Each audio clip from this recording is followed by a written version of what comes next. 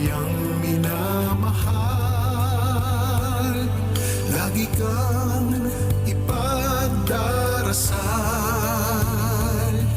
na muli kitang makita. Pilipinas, bangon, may pag-asa pa. Pilipinas, Duterte pa rin ang tunay na nagmamahal sa atin. Laban niya ay laban natin. Pilipinas, Duterte pa rin. Pilipinas, Duterte pa rin ang tunay na nagmamahal sa atin. Laban niya ay laban natin. Pilipinas, Duterte pa rin. Pilipinas, Duterte pa rin.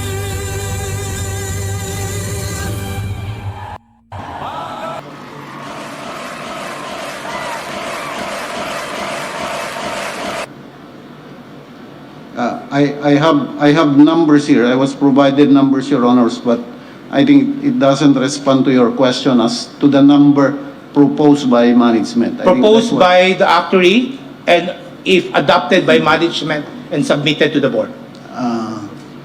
Well, the actuary only recommends, Your Honors. Yes, yes, but I want to know how much the actuary computed the ceiling corresponding the 2 years projected program expenditures.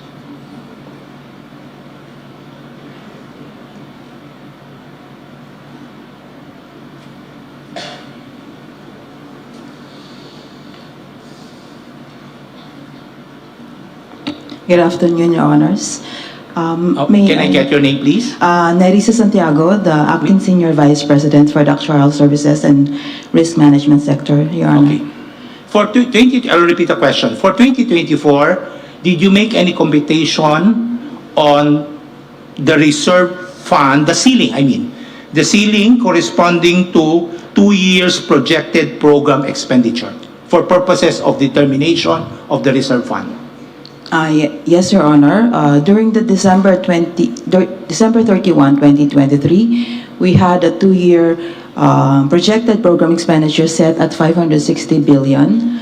That was the projected program expenditures for 2024 and 2025. That was determined end of 2023. Yes, that's correct, Your Honor. So this 560 million Billion, Your billion, Honor, sorry, is the ceiling corresponding to 2 years projected program expenditures. Yes, that's correct, Your Honor. After determining the 560 billion, what happened? For purposes of looking at adoption by the board of the reserve fund. That 560 billion is a part of the footnotes in the financial statement and is, I'm not sure if it was included in the presentation, but it is part of the financial statement, Your Honor. Okay.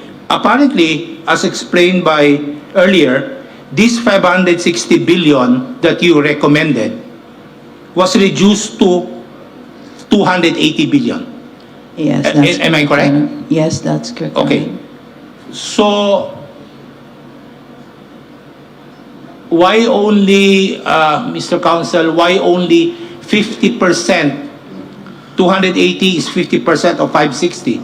Why only 50% of the recommended amount did the board adopted as the reserve fund? Actually, Your Honors, as you can see from Section 11, the requirement of actuarial estimate is only required for the ceiling, Yes. not the reserve fund. So, where the actuary participated here was in setting the ceiling. Yes, but you said earlier, you have 220 billion excess. Your expenditures is accumulated revenues is 500 billion. the reserve fund is 280, and you still have 220 billion free funds. Why did the board merely agree or set the reserve fund 50% of the recommended amount? The board has that discretion, Your Honor, to review the data and set the reserve fund to, or even the ceiling to reasonable levels. Yeah. Okay, now, earlier it was mentioned that the reserve fund for 2024 was, as recommended, was determined on the last day of 2023. When, am I correct? Yes. Now, when did the board adopted the reserve fund for 2024 in the amount of 280 billion? Was it supposed to be the beginning of the year of 2024 or any time as long as it is within the year 2024?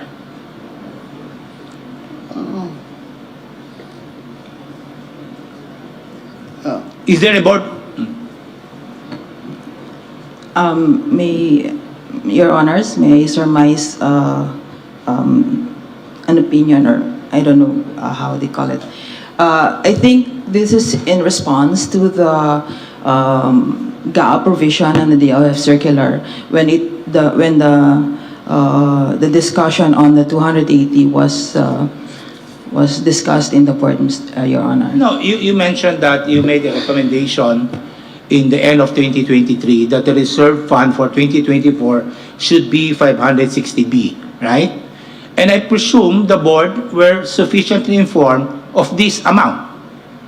When did the board of Philhealth acted upon this amount to determine that the reserve fund should only be 280 billion? There should be at least a board resolution that would say that the reserve fund of Philhealth is 280 billion. I think the board acted around middle of last year, Your Honor. But, yeah. By the way, previous to that, Your Honor, the board did not really, as I understand, I'm not really part of the management of Philhealth, but the board never really formalized any level of reserve fund. So they simply followed an office order that was issued in 2012, where they set the reserve fund equal to or lower than the ceiling.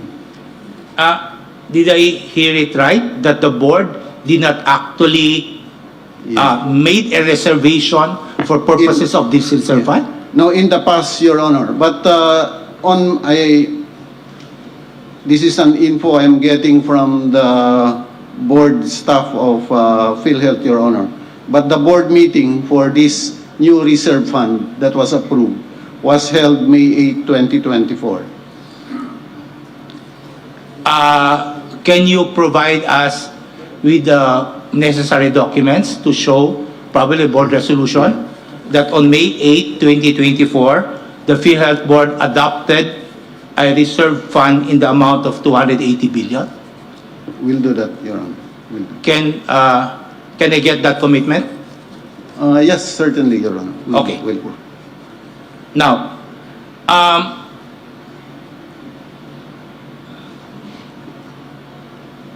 when the 560 billion, you computed it, you base this on 2 years projected expenditures, right? That's correct, Your Honor. On that basis, you came up with 560B. That's correct, Your Honor. And on that basis also, on May 8, the Philhealth Board adopted a reserve fund 50% as you recommended. As stated, Your Honor. Okay. Yes. Now,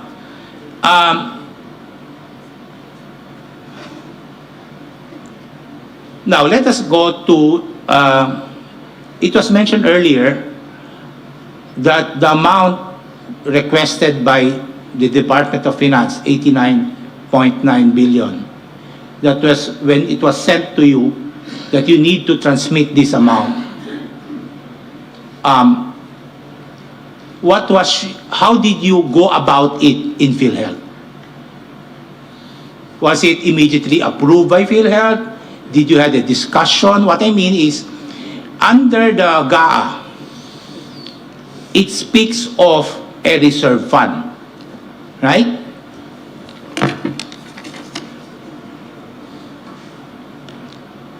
Chapter GAA 2024, it speaks of reserve fund. In Section 11 of the Universal Healthcare also speaks of a reserve fund. Are these concepts the same or different from each other?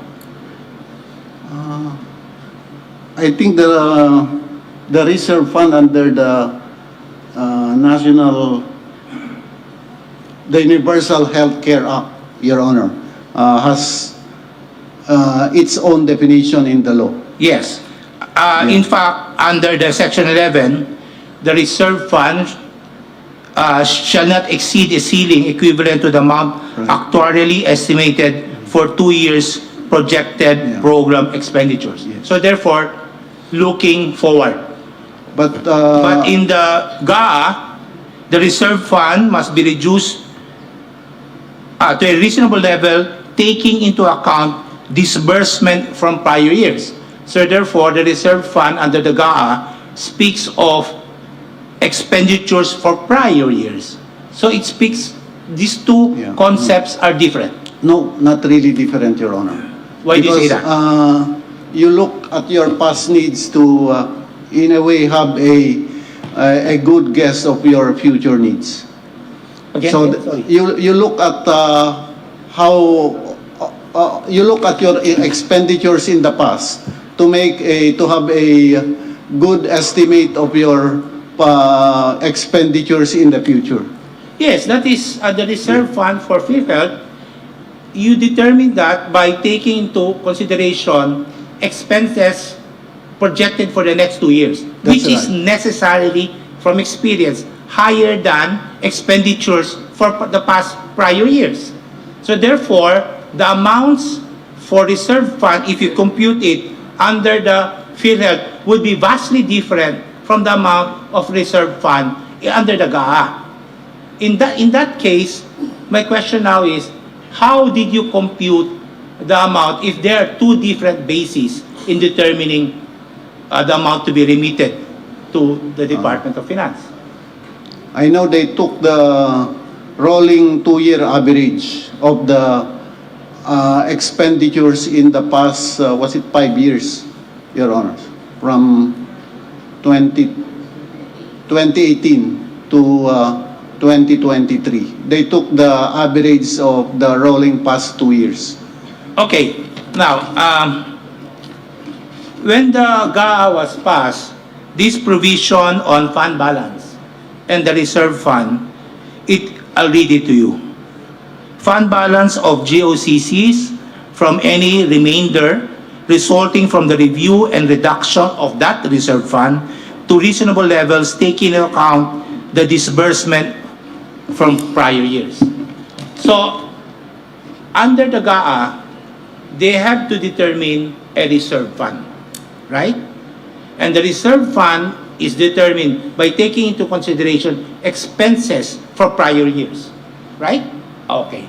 Now, when DOF sent you a request to send the money, 89.9 billion, how did you interpret this provision in the GAA vis-a-vis your own concept of reserve fund under Section 11?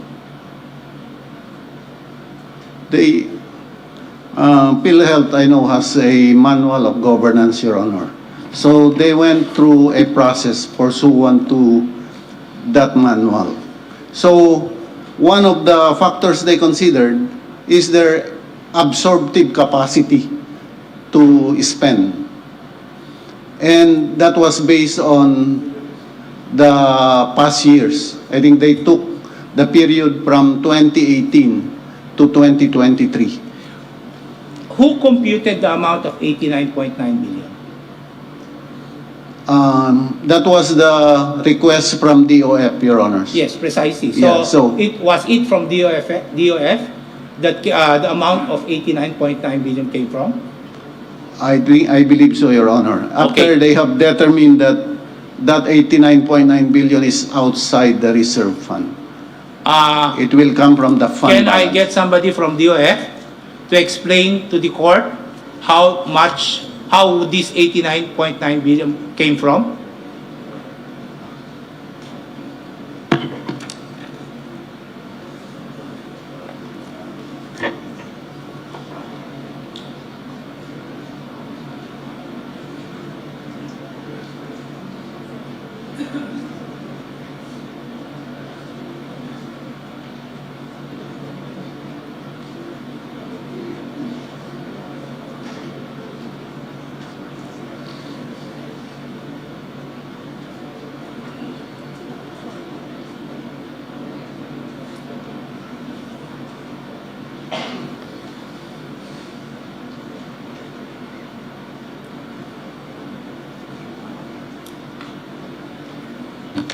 Your Honors, Deputy Please. Treasurer Ed Marino from the Bureau of the Treasury, representing the Secretary of Finance Okay. in the Board of Philhealth.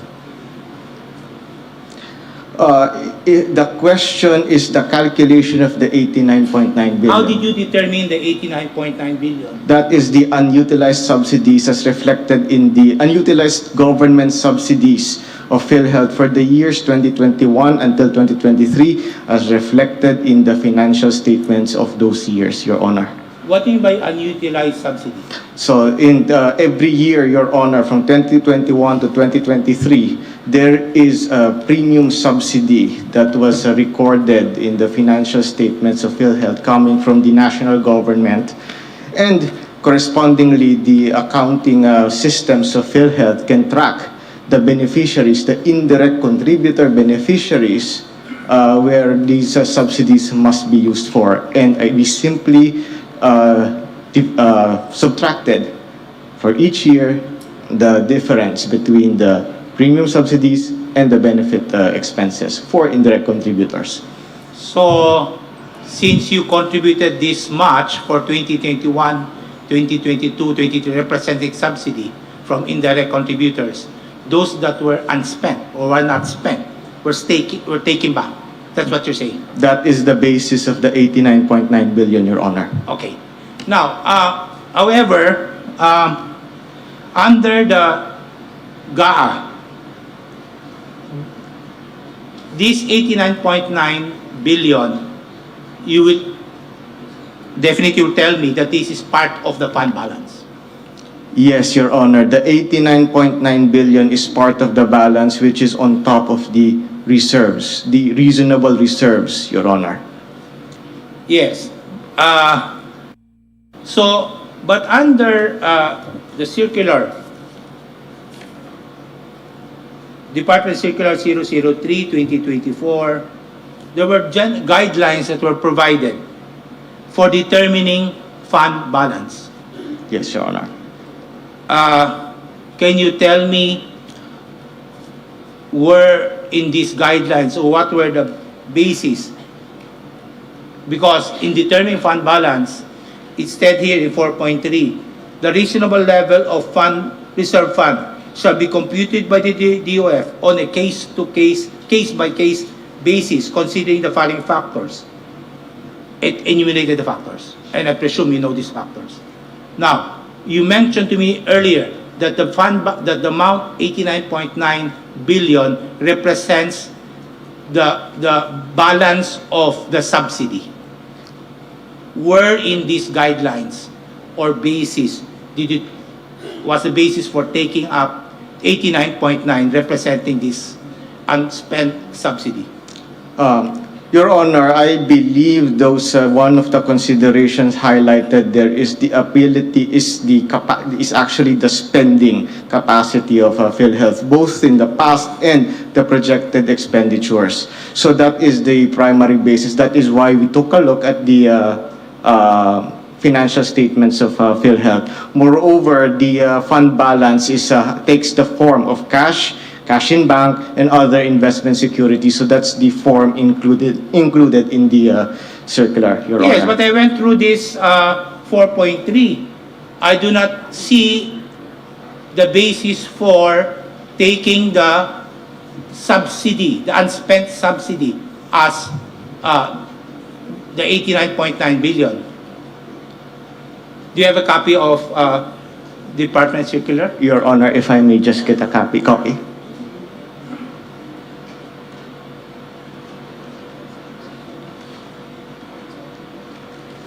Sir, if I may, Your Honor. Go ahead. Letter A of 4.3 states here, historical performance, including the absorptive capacity, which presents the actual financial performance versus the approved budget, regular and recurring operating expenses, including non-cash expenses, the legal claims and obligations, etc. Unutilized, and number K, unutilized subsidies and fund transfers for programs and projects, Your Honor.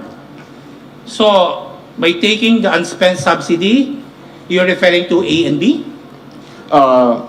Okay. So, the unutilized subsidy specifically is in K, 4.3K, Your Honor. 4.3K. Yes. Okay. So it refers to when you took the 89 point when DFS requested the 89.9, it represents the unutilized subsidies. Yes, Your Honor. When you speak of subsidies that were given to Philhealth on 2021, 22, and 2023, why do you consider that unutilized? Because Philhealth is a going concern. And in fact, I understand for 2025, no subsidy was allotted to Philhealth. So why would you consider it to be unutilized subsidy? Yes, Your Honor, if I may. Number one, for the past years, even for the years 2021, 2022, and 2023, Philhealth consistently receives premium subsidies in the GAA. It was the case in 2024. They were allocated about 40 billion in the 2024 GAA, and in 2025, the executive proposed, I think, in the NEF of about 80 billion in subsidies. So the reason, Your Honor, is because consistently the government, when DOF computed or evaluated the fund balance, the national government has demonstrated the capacity, the willingness to continuously provide subsidies to Philhealth. And of course, the mechanism in Section 37, the last paragraph, says that the DOH and Philhealth can provide the necessaries, can request the subsidies to help it achieve the goals of the Universal Healthcare Act. So it's a continuous flow, Your Honor. Yes, precisely. So the fact that Philhealth could not spend this amount for benefits and the national government will take this amount to fund unprogrammed expenditures, the fault is on Philhealth for not spending this. It is not for the government to take this away and for Philhealth to expand its programs so that the subsidies that were allocated by government for healthcare should not be taken away. Instead of directing the DOF, the national government, directing Philhealth, oy Philhealth, gastusin niyo ito para sa taong bayan, kinuha ninyo at binigay sa iba. This is precisely the meat of this case. So, why is Philhealth therefore not expanding their benefits and programs that would approximate the subsidies that were given to them to answer for the health benefits of our people? Your Honor, if I may. So this is of course based on the discussions with management and my experience in the deliberation of the board. But fundamentally, Philhealth faces structural absorptive capacity issue. What does that mean? The benefits, expansion of benefits is only one part of the equation. To accomplish the objectives of the Universal Healthcare Act, we need, the national government also needs to address what we term as the supply side constraints, supply side issues. So ano po ba ito, Your Honor? So number one, the insufficiency of the compensation for our healthcare workers or healthcare professionals. Number two, hospitals, healthcare facilities. Even if there is even if benefit expansions occur, if there is no hospital within the vicinity of a specific beneficiary, particularly an indigent beneficiary, then they will not be able to avail of these expanded benefits. So there needs to be the supply side constraints. And of course, in addition to the direct health supply side health constraints, so yung hospitals po, yung medical equipment, and of course the personnel, the health care workers, you also have the WHO also has this term called the social determinants of health. So those are the other things. Those are the other things that help improve health outcomes. So what are these? These things that you mentioned, absorptive capacity, the supply side issues, this can also be addressed by government. You're getting money from Philhealth and telling us that Philhealth lacks absorptive capacity. But the reason why it lacks absorptive capacity, because it doesn't get full support from government, not only addressing expanding benefit, but also supply side requirements. So you're just providing an excuse to get this money out of Philhealth. No, when you speak of limitations in hospitals, I mean, you can inquire from our people, repeated complaints that they cannot even get Philhealth benefits. And if they get Philhealth benefits, it's so low that it cannot even cover substantially the amount expenses or medical expenses. So people will not understand the issue of absorptive capacity or supply side demand or requirements. So on the issue of why do you need to take this amount if the blame should be on Philhealth because it could not provide for these benefits? Your Honor, if I may. So after the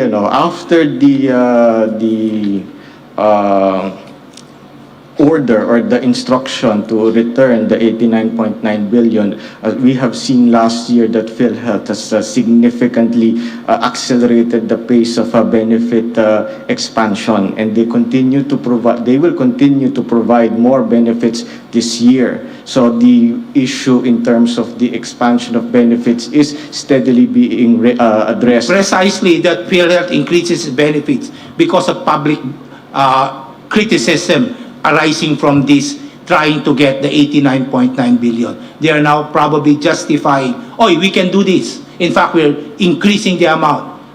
Without public backlash, probably, I don't know if Philhealth will increase its benefits. That may be so, Your Honor, but all the same, I think for the Department of Finance, for the economic managers, what matters to us is the expansion of benefits. If there must be a stick that must be presented together with the carrot, then we shall, I think we are happy if we see more benefits for the Filipino people. Okay. Now, let us now go to the collection, the subsidy. The subsidy that were given to Philhealth were taken from the taxes, as mentioned earlier by Justice Ami, taxes from PAGCOR, etc. Now, when the budget for Philhealth subsidy from government how do you compute the proposal of Philhealth for subsidy from government? Let us say for 2024, so may budget call noong 2023.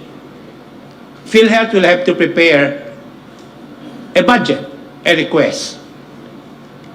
For purposes of determining the subsidy that will be contributed by the government, what is your basis in determining the subsidy? Proposal to be submitted to the Office of the President for NEP.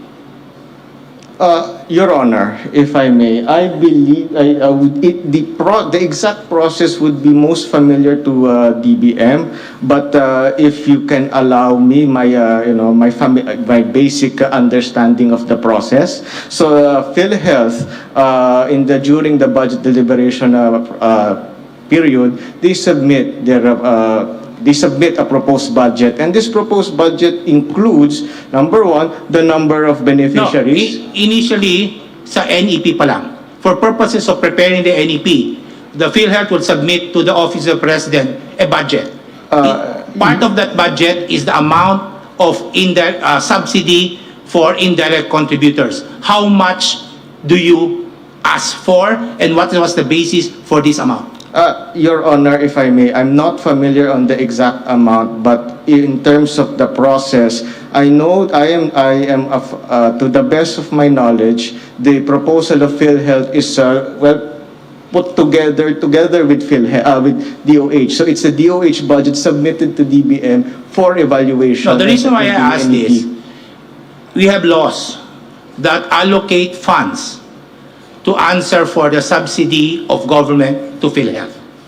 Mentioned earlier, syntaxes, etc., etc. Now, do you know the actual collection of government corresponding to these taxes? And if you have computed this amount, do this equal to the amount PhilHealth requested Office of the President for purposes of subsidy for indirect contributors? Your Honor, I do not have with me the exact certifications from the syntax I need to get an allocation. answer to this because this is in relation to the question of a special fund. Yung collection ng gobyerno sa mga taxes, PAGCOR, etc., for the year, ito rin ba ang hiningi ng PhilHealth sa Office ng President para doon sa subsidy ng indirect contributors?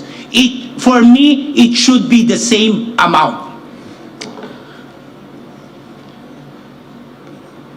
I believe our colleagues from PhilHealth or probably DOH would be in a better position to answer this on the exact amounts, Your Honor.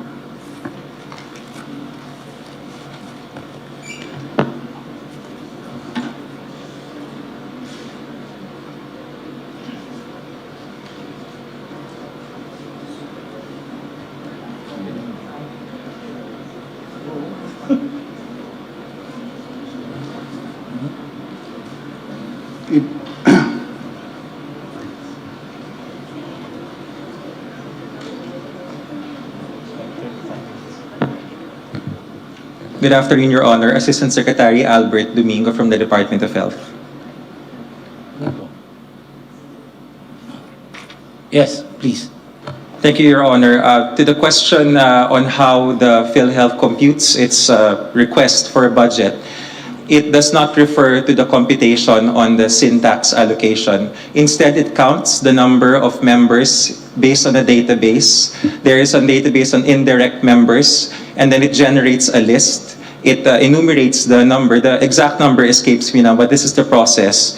And then that number is submitted, multiplied by a factor, which is the premium rate, and then it is submitted to the Department of So Budget therefore, Management. when you come up with your budget request for the subsidy, you don't actually consider the taxes being collected that Congress passed for purposes of subsidy for indirect contributors. That is correct, Your Honor. The budget is computed based on the need. So they're not following the law? You're not observing what the law requires? Your Honor, budget principles require that it's needs-based. if we will follow it based on the projected fund ceiling or availability, it might not match certain Yes, names. I agree. It based on needs. But the problem there is PhilHealth limits the funding so that you don't address the needs, the health needs of the Filipino people. If you increase budget 200%, and I don't think the Filipino would not avail of that. You define your own limits. The Congress allocates budget or collects taxes, provides for collection of taxes to answer for the subsidy of PhilHealth for indirect contributors. Now, when you request money for subsidy, ang ibig mong sabihin, hindi mo papakailam yun? Hindi mo naiintindihin yun? Gagawa ka ng sarili mong formula because you have limited understanding there's a limited need of our people for health. Your Honor, the current administration agrees with your observation, which is why this particular case under litigation has been the signal it has been using to increase the benefits. Ang tagal na po, 10 So taon. therefore, if the current administration recognize that, very thank you. And therefore, they should bring back the money back to PhilHealth. Your Honor, the reason why the administration recognized it because for the longest time, the corporation has thought it will always get money because of the guarantee of the sin Oh, tax. precisely, whatever would be. Whatever is that. As long as the government recognizes now, it is now incumbent on the part of the government to return the 60 billion that was transmitted already because it recognized now. Hindi lang na-recognize probably before, ngayon na-recognize na. So therefore, when you recognize it, you should return it. What do you think? Your Honor, if it pleases the court, Section 58, the sovereign guarantee, even without this maneuver of the 89.9, government can and always will increase the benefits. But the signal, Your Honor, if it pleases the court, that this litigation gave is a strong signal for it to do so. So the people should now be satisfied by a strong signal from the administration. Your Honor, it's not necessarily the administration, it is the fact that the reserves, the You amounts... said the government. Yes, sir, yes, sir. So a strong signal from the government to help PhilHealth and expand benefit should now be enough for our people to rely on. This is the start, Your Honor. If the case is allowed to proceed, if the transfer is allowed to proceed, it is a use it or lose it signal, which all national government agencies have, so that we will use our funds. GOCCs like PhilHealth do not have that signal, and they think, at least before the current CEO or the current administration, they think that just because there is an earmark, whether hard or soft, that they will get the money, and there is no stimulus for them to actually increase the benefits. When you prepare this budget of yours for subsidy, why did you not consider the collection made by government, by BIR, on the sin taxes? What was the reason behind that? Your Honor, mathematically, it's the premium rate. The way that the premium rate is determined, unfortunately, is not actuarially fair. It is not based on the spread of benefits that is due the Filipino people. Kulang po talaga yung binabayad ng PhilHealth. 10% lamang po in 2024. Kaya dapat po talaga taasan. And mathematically, the only way to do this is to increase the benefit packages, which we are doing now. But the government collected taxes already, representing supposedly the subsidy. Why would government not transmit everything to PhilHealth as originally intended? That is correct, Your Honor. Unfortunately, the receptacle to which this money can be transmitted cannot handle the amount of money because it's too small. So if it is correct, and the reason why it was not transmitted because of administrative matters or hindrances, you agree that this should go to PhilHealth. It's a matter of spending it. So therefore, when government merely allocated this amount, probably substantially lower from the taxes that were collected, all of the balance should be given to PhilHealth this year and prior years.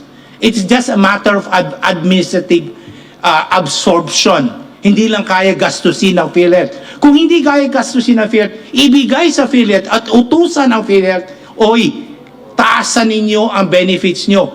Hoy, mag-hire kayo ng mga tao ninyo para magastos ito para sa health ng ating tao. Your Honor, if I may, 3 presidente na po ng Republika ang dumaan simula noong 2013 hanggang 2023 at siguro mahigit 10 mga presidente ng korporasyon. Ganun po lagi ang utos pero hindi po nangyayari until now. Probably it's time to overhaul Philhealth and change the board for not complying what the law requires. Hindi kasalanan ng tao yan. For not availing all of these benefits. Apparently from your own words, kasalanan yan ng administrasyon, this administration, last administration, or the previous administration. At kasalanan yan ng PhilHealth Board. Huwag natin pahirapan yung tao because nandyan naman yung pera. The money is there, government will not giving it to PhilHealth to serve as health benefits for our people. If I may, Your Honor, in fact, nung una pong oral arguments, iba po yung PCEO na humarap sa korting ito. At nung ikalawang oral arguments, ganun ho kabilis, iba na ho uli yung humarap na CEO. Kino-correct na po. Okay, so that's maybe a good point from PhilHealth, but we cannot close our eyes for the past years na hindi nabigay in benefits. So in that case, maybe PhilHealth can already request the President to return the money, the 60 billion that were transmitted to PhilHealth, to the government for ANCRO program funds. Ibalik na yan sa PhilHealth and PhilHealth to expand its benefits, hire more people to answer for the needs of the health of our people. That will be all, Chief. Thank you. Thank you, Justice Ko.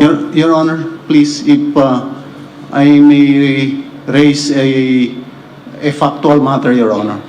I'd like the court to know that PhilHealth has not been actually disadvantaged by its not demanding the allocation from the syntax law. Because in fact, I have here the numbers, Your Honor. From 2013 to 2021, PhilHealth has actually been receiving subsidy from the GAA more than what it would have received under its allocation attributed from sin taxes, Your Honor. For instance, in 2014, the PhilHealth allocation attributed from sin tax is only 22.71 million, but the total PhilHealth subsidy was 35.34. So let us say in 2021, PhilHealth allocation attributed from sin taxes was 16.92, and the total PhilHealth subsidy was 80.24. So there is no truth, Your Honor, to the claim that yes, that's what I have sorry, here, Chief. Your Honors. So, but you mentioned only sin taxes, but there are other sources of the subsidy aside from PAGCOR and etc. So when you total this, I would think it should be more than By the the way, subsidy because there is government has limited funds. Kung ito lang ay collection under the law for subsidy, I doubt the government will allocate additional funds. So kukuha lang yan dun sa funds allocated under the law, whether PAGCOR, whether sin taxes, at dun lang kukunin yan. It could never be more than because government has limited resources. Saan niya kukunin yung balance? These are numbers that I got from our Bureau of Treasury, Your Honors. And by the way, if I may mention, there is actually an interagency committee composed of the Department of Budget and Management, Department of Finance, Department of Health, PAGCOR, PCSO, and the Philippine Health Insurance Corporation, created under Joint Circular number 001/2022, where they monitor The PAGCOR, the PCSO, vis-a-vis the subsidies, the PAGCOR, the PCSO, vis-a-vis the subsidy given by government. Doon natin makikita, we can see there, if actually the amount collected is lower than the subsidy given to we government. will do that, To yeah, Philhealth. Your Honor. Can you please And- submit that yes. for the past 5 years? And if I can also plead, Your Honor, for the court to be more understanding of Philhealth for its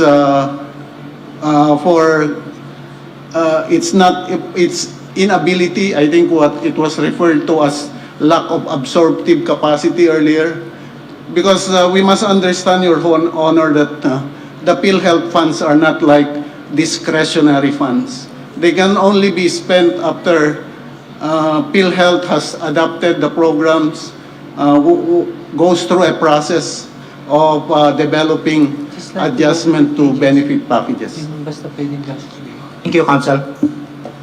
Thank you, Your Honor. Thank you, Justice Ko. Thank you, Chief.